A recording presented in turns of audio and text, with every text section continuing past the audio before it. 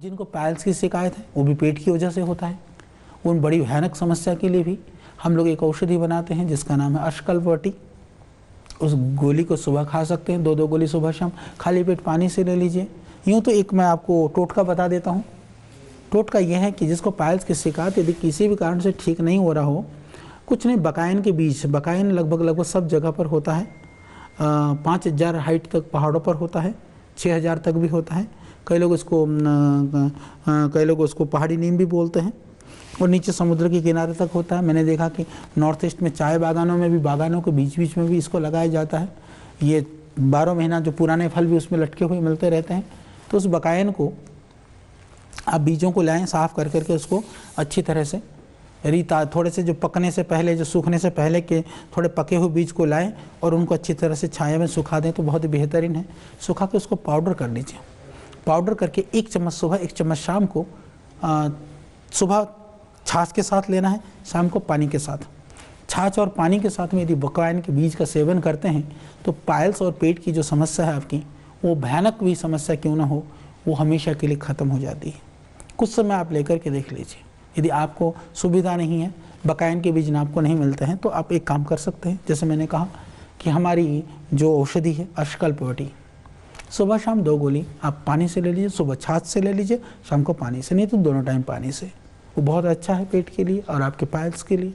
और 2 औषधियाँ और आती हैं यदि आपको ब्लीडिंग हो रही है, चाहे वो पाइल्स की वजह से या कई बार माताओं बहनों को अतिरिक्त रक्तस्राव होता है, पीरियड्स के अतिरिक्त भी होता रहता है, उनके लिए उसीरा सब।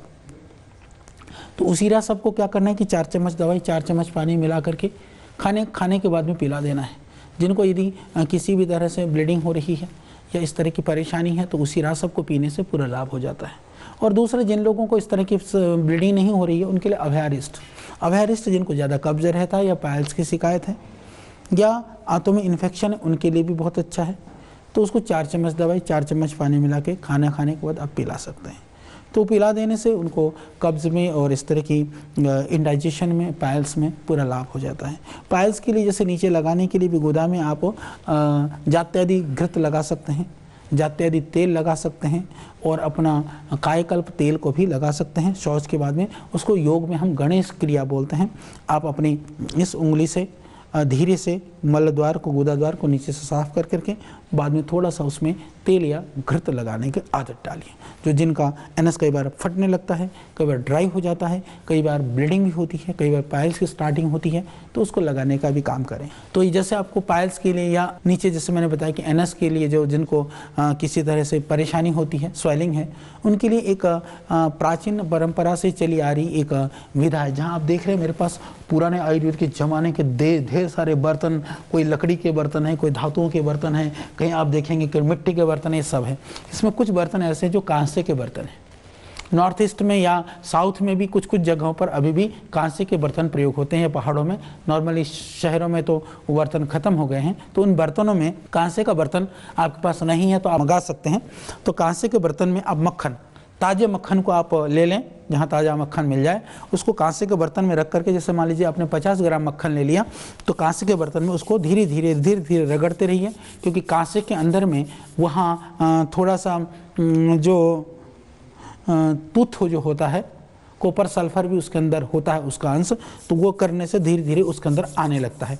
होता तो कॉपर में भी है, परंतु कॉपर में रगड़ने से मैंने देखा कि वो उस तरह से उसका कलर चेंज नहीं होता है, परंतु यदि कांसे में करते हैं तो उसमें चेंज होता है। तो नल के नीचे आप रख लीजिए या लोटे में पानी लेकर के, एक जना लोटे से पानी डालता रहेगा धीरे धीरे, या नल खोल करके धीरे धीरे उसको रगड़ते रहिए। 5 मिनट आप रगड़ेंगे तो देखेंगे कि जो आपका बटर है, मक्खन है, वो मक्खन फ्रेश होना चाहिए। बाजार वाला पीला मक्खन नहीं लेना आपको, वो सफ़ेद वाला वाइट बटर जो होता है उसको लेकर के उसने आपने रगड़ते उसका कलर नीला सा, थोड़ा सा हरा सा हो जाएगा। तो हरा सा होने पर उसको आप उसको पानी को नितार लीजिए, उसको एक कांच की शीशी में भर कर रख लीजिए। फिर आप देखना उसके बाद थोड़ा बहुत पानी अंश होगा तो निकल जाएगा। तो उसको आप बना करके रखें। उस मलहम को धीरे धीरे आप अपने गुदाद्वार में प्रतिदिन लगाएं। लगाने से जो स्वेलिंग है, जो पाइल्स की शिकायत है या जो नीचे से फटने की जो शिकायत है, वो ख़त्म हो जाती है। तो ये पेट के लिए बहुत ही निरापद और बहुत सरल प्रयोग है। वैसे जात्यादि तेल भी बहुत अच्छा है, जात्यादि घृत भी ठीक है, कायकल्प तेल को भी आप लगा सकते हैं।